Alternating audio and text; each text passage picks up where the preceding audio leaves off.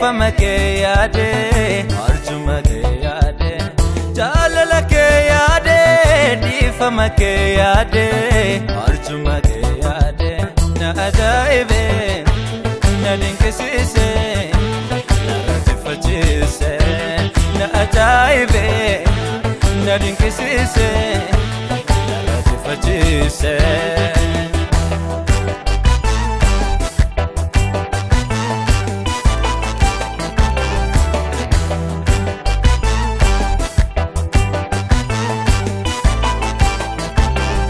Keo hedduudha baay'eedha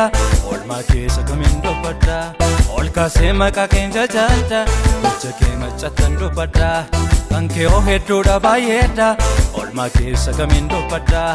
ol kaasee maqaa keenya jaalta gocha kee maccattan dubbadha Yeesoo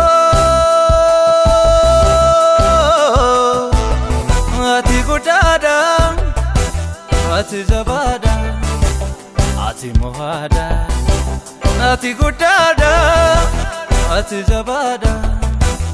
ati mohaadha galanni guddaan siif haa ta'u galanni guddaan siif haa ta'u galanni guddaan ulfinni guddaan siif haa ta'u ulfinni guddaan siif haa ta'u ulfinni guddaan ilillee guddaan siif haa ta'u ilillee guddaan siif haa ta'u ilillee guddaan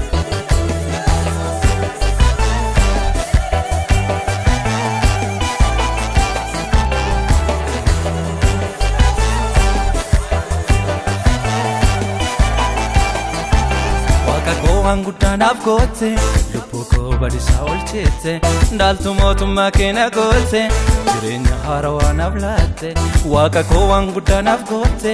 lubbuu koo badisaa oolchite ndaaltu mootummaa keenya goote jireenya haarawaa naaf laatte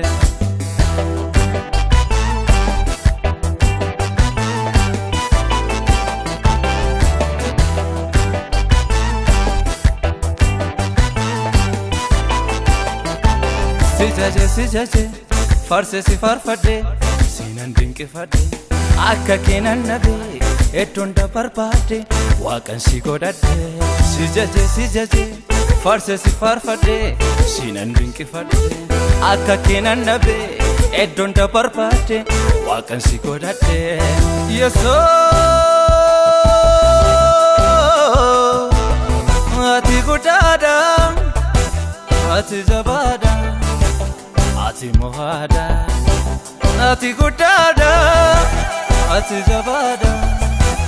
ati mohaadha galanni guddaan siif haa ta'u galanni guddaan siif haa ta'u galanni guddaan ulfinni guddaan siif haa ta'u ulfinni guddaan siif haa ta'u ulfinni guddaan ilillee guddaan siif haa ta'u ilillee guddaan siif haa ta'u ilillee guddaan